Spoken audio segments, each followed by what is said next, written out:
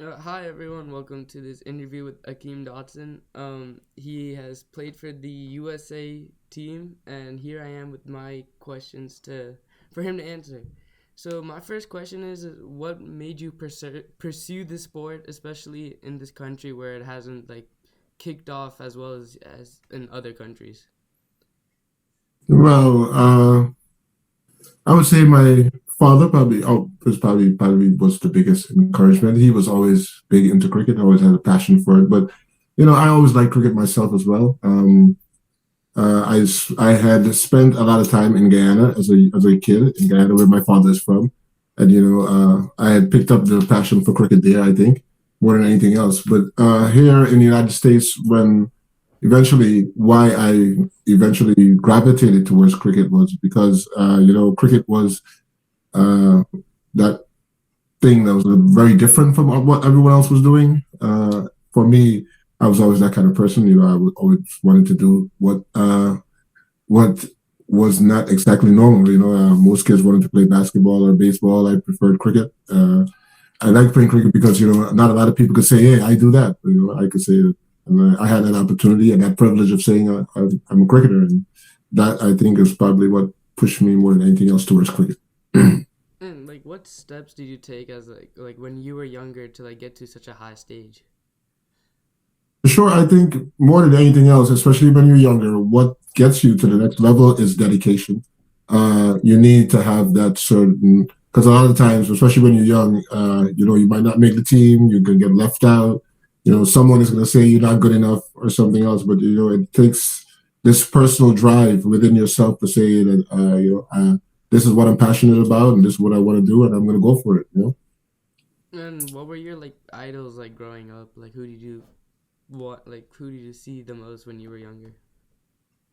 I think probably one of my I say I don't like to say I idolize people, but that's not necessarily something I subscribe to. But I definitely looked up a lot to Chris Gale. Chris Gale was probably one of my biggest influences, and guys like Matthew Hayden and Adam Gilchrist for sure. Kumar Sangakkara was a big influence. I really loved to watch him play and the way he played his game. I really, tried to model my game after his, especially when I was a lot younger.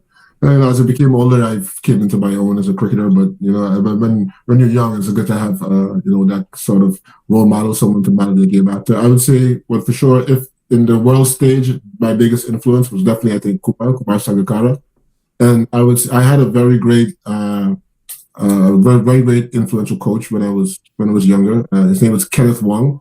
He had played for Guyana, and he really pushed me a lot towards beekeeping and playing cricket. I think. Yeah. Right. And so as a keeper, like how was it like did you like try to like learn technique from like other keepers like you said like you looked up to Sangakkara?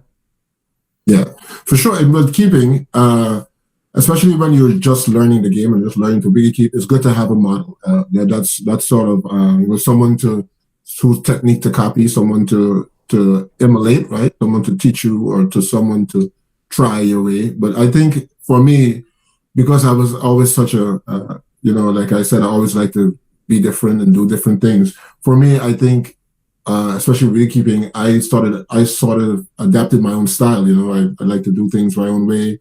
I do things that are very different from other beekeepers, for sure. But I think what made me more passionate about what I was doing and gave me that sort of edge over a lot of different other beekeepers and made me stand out was the fact that I was a bit eccentric in what I did.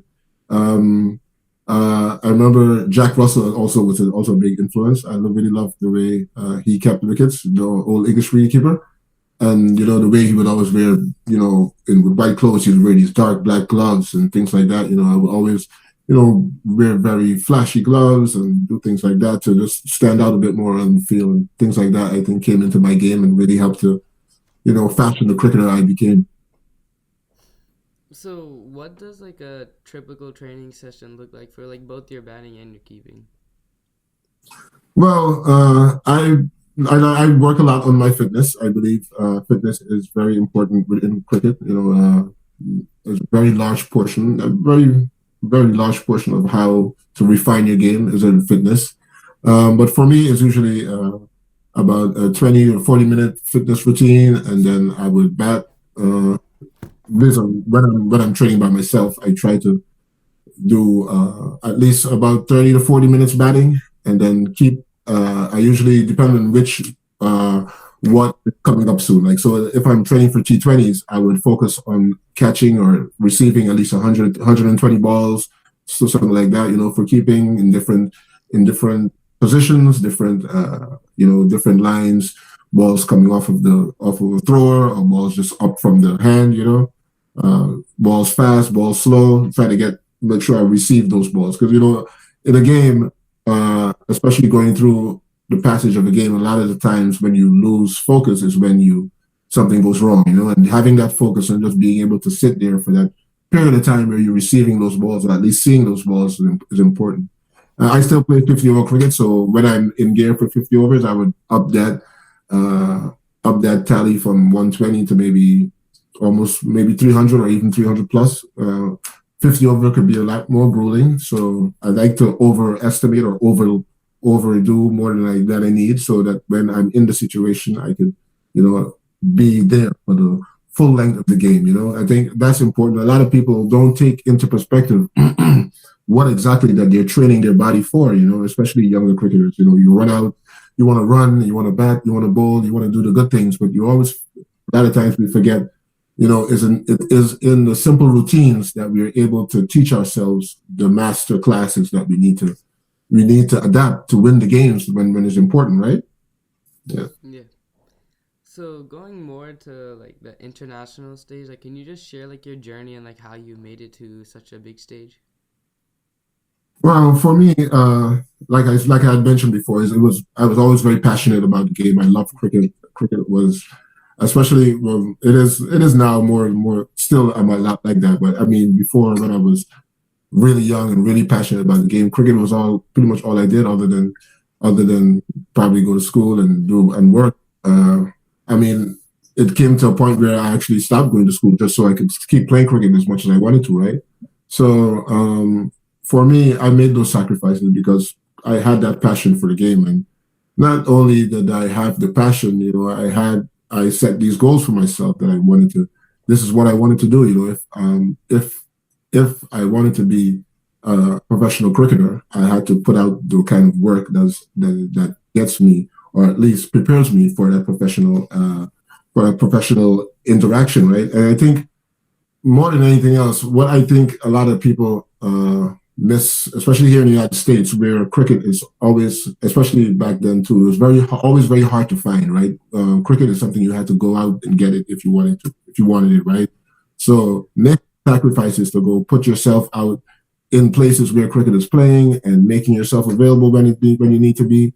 I think those are the things I think that set me apart more than anything else. I remember for uh, at least when I was very active as a cricketer, I would play in 6 different states in the space of 3 months, and I would be so active, going everywhere, trying to just put myself out there so people could know who I was and what it is I was doing. And I think that had the biggest impact more than anything else, especially here in the United States, because I played in Washington, in Florida, in California, Texas, all over the place, in DC, in Detroit, and in Chicago, right? So all of those places, I would make sure especially when I was informed, I wanted to make sure that everyone around the United States had a chance to see what I had to offer, and what it is I could do, right?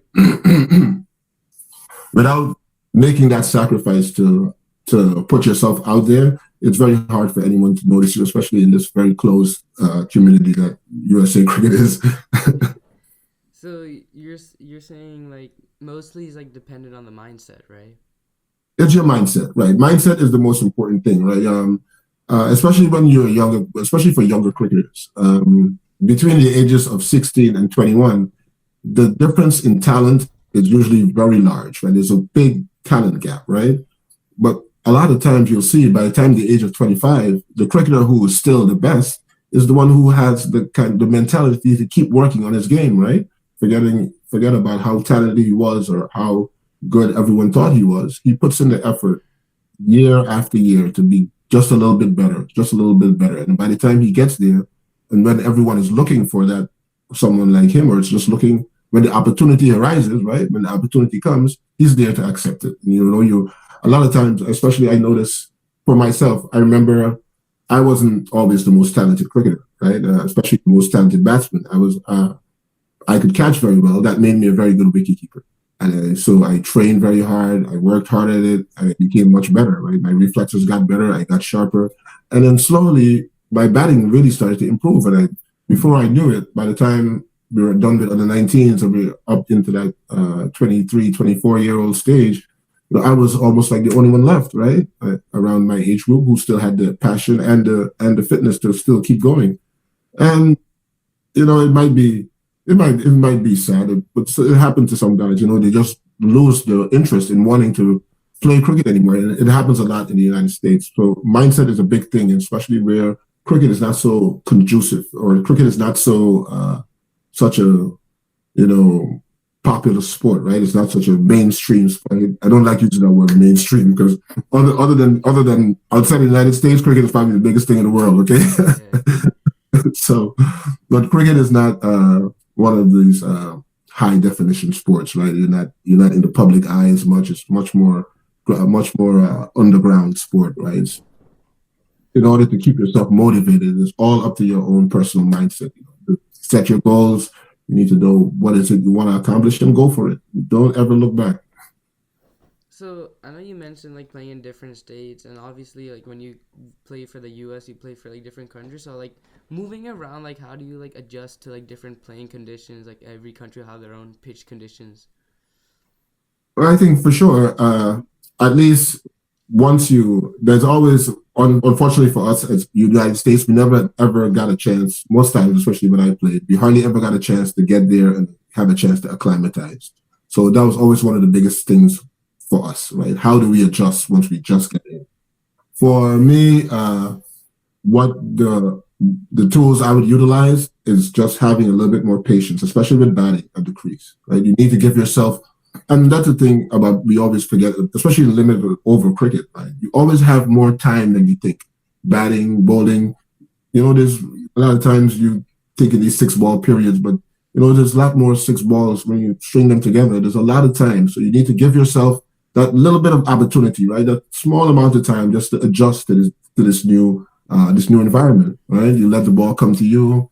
You just look to play in safe zones, right? And as you start to see the ball better and you start to adjust, you'll see that the game will start to you'll start to adapt to those situations, and then those in this different situation you find yourself, right? Because as the as you start to as you let the ball come to you and you let the game come to you, you'll see that you yourself or the game actually starts to seem a lot easier for you.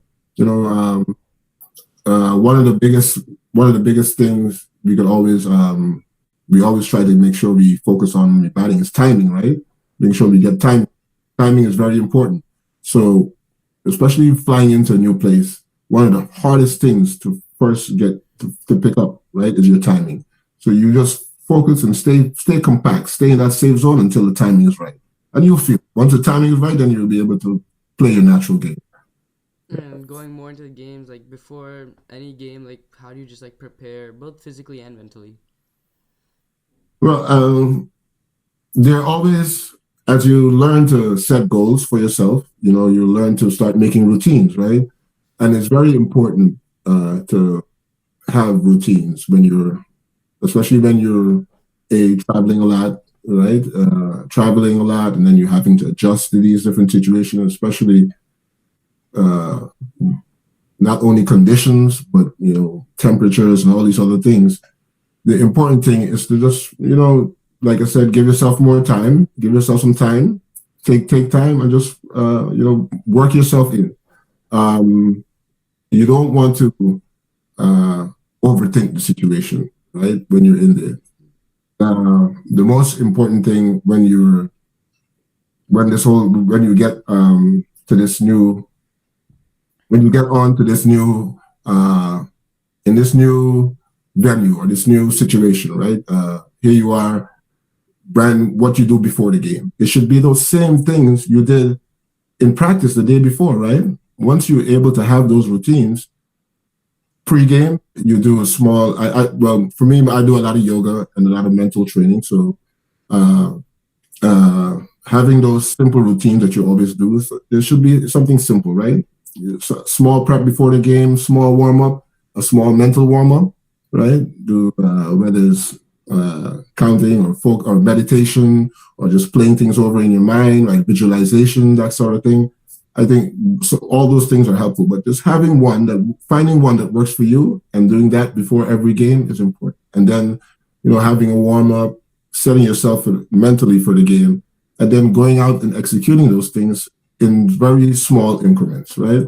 You don't want to try what we always try to tell, or what we always say when we first start a game, especially when a lot of times when you're chasing, that you can't win the game in the first 10 overs, right? Or in the first 6 overs, you need to give yourself that time, right? Let the game come to you, adjust and stick to your routines. That's what that would be my biggest advice would be to, form a routine and stick to that routine. Pre-game, in-game, and post-game. And that would make you as consistent as you be. So, like, how much patience would you say is like required in the game of cricket? Well, patience is probably one of the biggest things in cricket, especially when you're playing the longer version. Even sometimes, a lot of times in T20, when the game gets tough, right? Having mental fortitude, or the ability to, stay within yourself and to know that you don't need to always go for a big blast or blast it out of the park, but necessarily get it to win the game is important, right? Because I like to call it a bit of guile. Cricket always needs a bit of guile, whether you're a batter or a bowler, right? You have to be able to outthink the guy that you're up against, right? And always taking a second extra ball to make that decision will always be a little bit more helpful, right? Because especially when the game is not down to the last over, right? Especially when the game is boiling, when the game is still in its ebb and flow, right? What you want to be able to do is to be able to read the guy, read your opposition, and react, right? Anticipate what he might do, but not to overreact, right? And react accordingly, right? But most times when you play a bad shot or you drop a catch, right, or you bowl a bad ball, it's the second you decide to overemphasize what you were trying to do. And so you mentioned like last over games, and like how does that like in the game, when the game does get close, like how do you just make sure to like stay calm and make sure like you still do your best no matter what? Again, that's where your routine will come into play again, right? Like a good example I always tell people, or I always use for those kind of questions, is like Kobe Bryant. I forgot which game it was. I think it was he hit a buzzer beater to get. I think it was to get Lakers to the final in that championship, right? And I think it was the Western Conference Final, and he hit a buzzer beater to get Lakers to the final. Okay, the reporter asked him, "How did you feel in that moment?" Right, he looked at her and he said, "I hit that shot from that same spot 1,000 times yesterday." And that was it, right? It's in that what you rely on in the moment are those things you train yourself, those routines that you teach yourself in the net, right? That's what you do.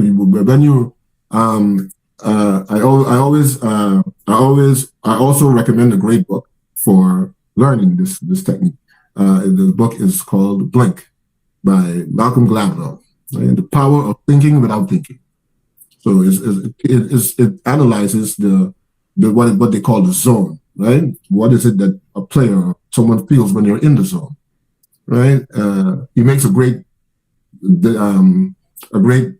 designation, a great parallel with those things in the book, right? So in that moment, it's the things you teach yourself in practice, right? When the game is on the line, when things get tough, it's the things that you most teach yourself in practice, or the little things you train yourself to do that are going to get you through that moment and and to execute the way you want. Yeah. So my next questions are more like the society of cricket and like how cricket has been in the community of the U.S. So like, what do you think like restricts like the promotion of cricket here? Mm, for sure, I think what is one of the biggest issues with cricket not being as well promoted as it needs to in the United States is the fact that we have this one body that is trying to manage this very vast campus of cricket. Right? I think what we need is a lot more local hubs that do broadcasting and not just broadcasting but communication for cricket. Right? To do just regular a regular outreach and just regular broadcast. If there were, you see, we're all here trying to listen to what the board is doing, and the board is just a small group, and they're so limited to have them try to cover this vast landscape. It's just so. I think that was always one of my biggest problems with USA Cricket. I think what needs to happen is that they need to be more regional, more communication on a widest, on a more compartmentalized scale. Right, there needs to be more micromanagement, right? There needs to be a bit more.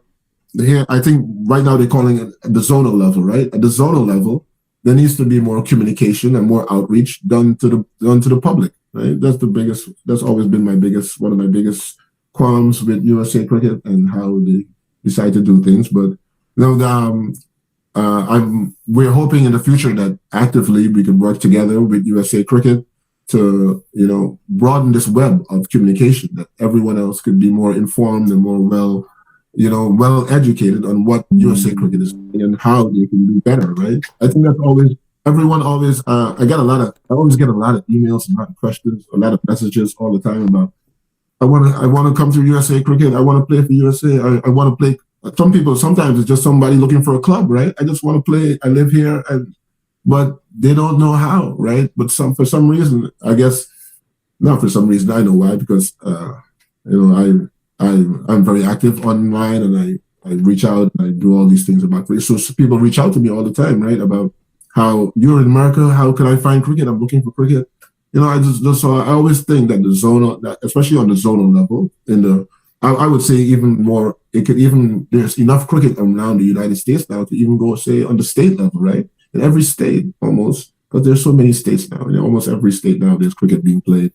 That there should be some sort of outreach being done from from the administrational level to promote cricket, get cricket, put more things in place that encourages younger people to invest in cricket as well. And also there needs to be things in place that help the people who are graduating, the older people in cricket, communicate their passions and their their passions and the things that got them into cricket to this younger generation, so then they can also learn cricket and learn the passion and the love for cricket as well. And I mean, it's going to take some. I do believe we have. I think we're in this period right now where we're just about to, where we can make this happen and we can realize this. We just need to, get everyone on the same page and have everyone communicating. More than anything else, I would like to see a cumulative effort by the entire USA cricket community to bring things forward. And that's important right now, especially as things seem to be happening coming forward, right? So a lot of things are there for USA cricket. We just need to take advantage of it. So you mentioned like youth cricket, and I know recently they've instated like the zonal levels and the nationals and regionals, and as a player myself, I've seen that in the DMV area. And like, how did these initiatives like help? Like even now with like the U19 championships going on, like how did these like youth cricket tournaments like help grow USA cricket in the future?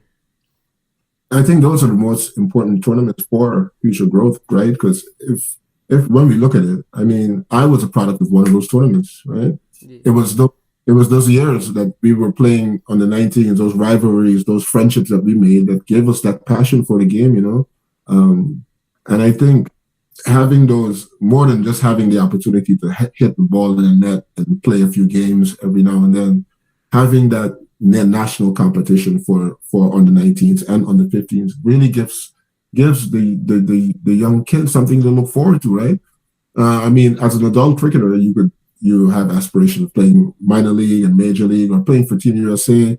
And as on the 19th, there's only the under 19 World Cup, and there's hardly any. There are fewer international arrangements for you, right, or fewer professional arrangements where you could showcase your skill. So I think it's very important that the board continues the zonal under 19s. We need to look to increase that. Uh, I'm definitely trying my best to make sure that they keep doing more of those and make sure that that schedule only gets larger for the kids, right, and for the young under 19s, and that cricket. Remember that those kind of competitions is what really gives you the passion for the game, right? When you get a chance to meet guys you played against from the last season, and you come back again and you're trying to defend your title, or even as you hear some of the kids that graduated talk about how they played when the last time, right? It really helps to build and grow the game in that really in that from that real what's the word I'm looking for? Is that ground up kind of it really gives the game that heart it needs, right? Because that's what it needs more than anything else, right? Especially here in the United States.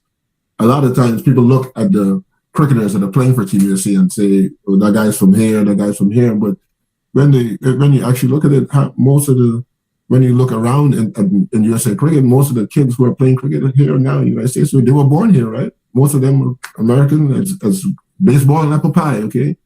Nothing, ain't no different than that, right? And see them have the passion despite having all the other attractions around, right? That's such a brilliant thing.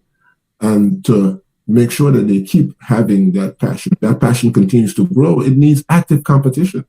Right? You want to challenge yourself. You want to give them a challenge. You want to make sure that they're not just playing for the fun of it. Right? That's what the tournaments are really important for. Where it really gives you something to go after. Right? Gives you that big goal to live for, that championship at the end of the road. And I know that you have coached one of the teams in the U19 championship, and like seeing the games going on, like how were you like impressed with like the talent and like how much USA cricket has grown when compared to like when you first started, and now seeing like us youth cricketers this generation? Man, it's beautiful. I definitely I like it a lot. I was out like you said, I was the coach for the East One, and I also coached in the preliminary rounds for the New York under 19s. I think it was definitely great. I think more than great is definitely what we need to see and what we want to see. For us, when we played on the 19s, I remember we could hardly find six teams to and the teams were just about 14 kids. We barely made it there, and then those six teams, we played one tournament over a weekend, right? And then we came back the next year to do it again. And we had that. It was that just doing that alone, we were able to learn a little bit and help us to grow a little bit more. But I think what I see from what's happening right now with the amount of talent that's around and the frequency that if once we're able to keep up the frequency of games and keep you guys playing and getting better, the sky is the limit for USA cricket, right? Because if we look at it from our perspective, when we were under 19, we hardly had anyone that really challenged us. Those 14 guys that went to under 19 World Cup, there were hardly another 12 that could match us. Okay, and so when we those 6 teams that played that initial tournament before them, right? Out of those, only I would say we had 6 pure cricketers in each team, maybe 7, right? The others were friends who were just filling in, who just really liked the game, and then they knew a little bit, but they were just they're really for the fun of it, right?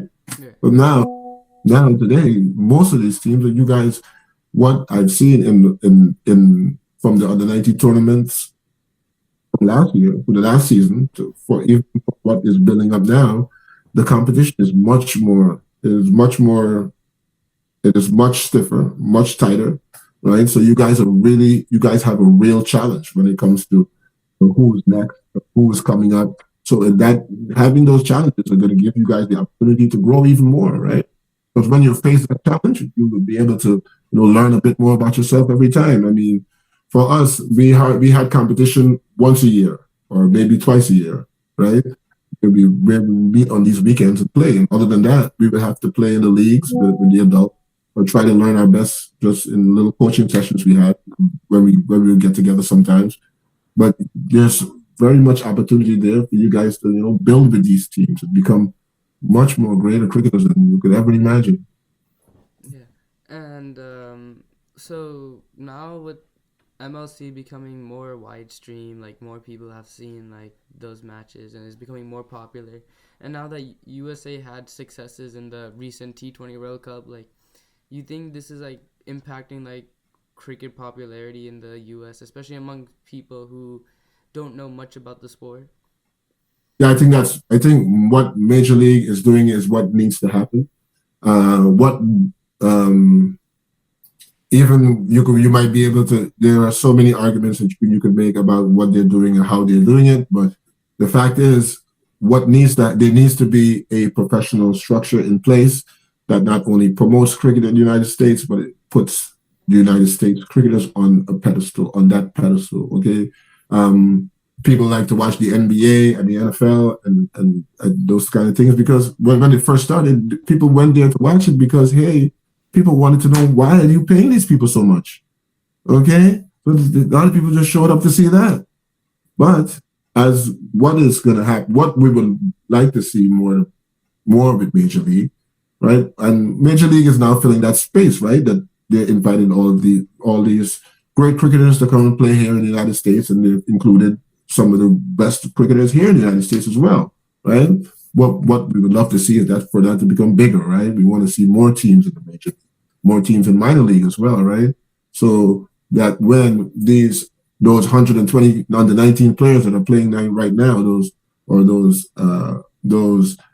100 elite cricketers that'll come out from under 19s that are growing right now have a place to go. Okay, when they say I want to be a professional, there's a professional league for them to play in, right? More than anything else, immediately right now, yes, we would like to see more American cricketers included. Yes, we would like to see more teams, but it'll take time to grow that. You can't expect this just to jump off and happen all of a sudden. But I think the importance of minor league is not only in promoting the sports, not only in promoting the sport, but giving American cricketers an opportunity to, be stars or to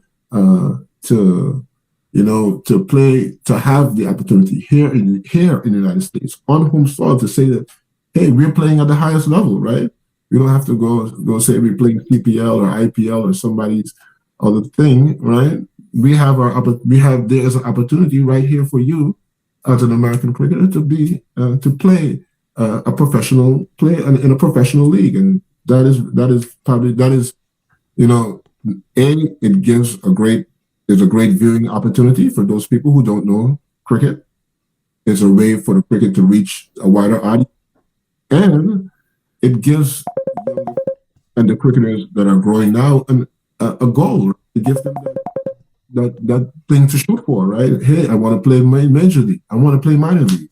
That that that alone in itself is going to help to motivate these young cricketers to be more, right? And that's what we want. We want more passion, more drive, right? More people to say that they love cricket and they want to be involved.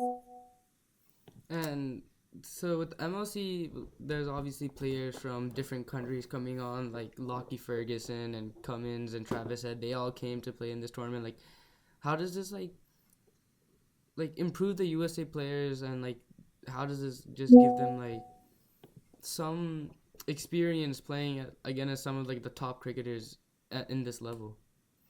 Yeah, definitely. That's what it helps them more than anything else. But the experience, right? Having the opportunity.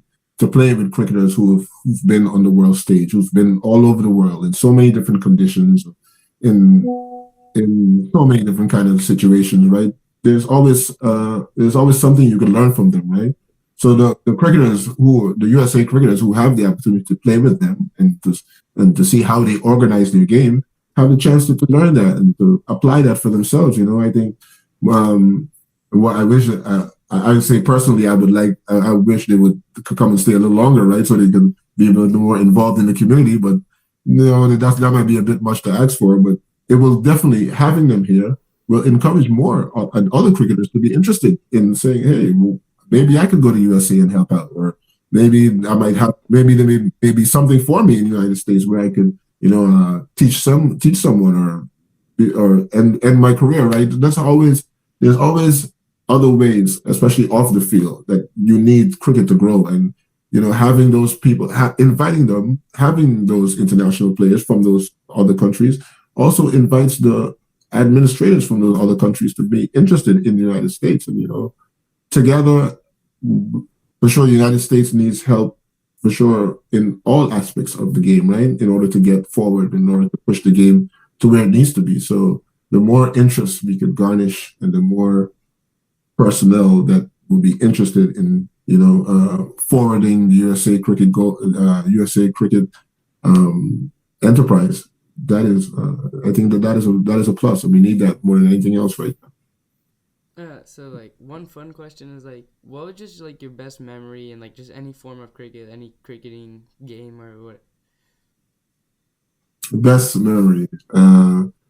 Well, a pretty funny one. It would be. Well, this is a USA Canada memory, so this should be a good one. I remember one time I was called. I'm batting against Canada, Audi Cup, and the fielders complained to the umpire that I was sledging them. So I really was giving it to them. So the guy's running up the ball, and I'm like, pitch it up, and then he pitches it up, and then he gets hit.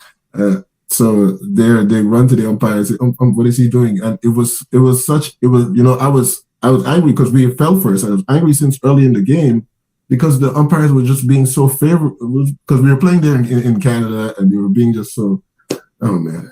I was so annoyed that day. But man, so they told the umpire. So the umpire comes up to me like, this is, first, I'm giving you one warning. You need to stop sledging the fielders. The first and only time that's ever happened in cricket. That's probably one of the funniest things I remember cricket. Yeah. So the umpire called me for sledging. So one final question is I know you've mentioned this a couple of times, but just like, could you give just some advice to like younger cricketers, like the current youth generation? Sure.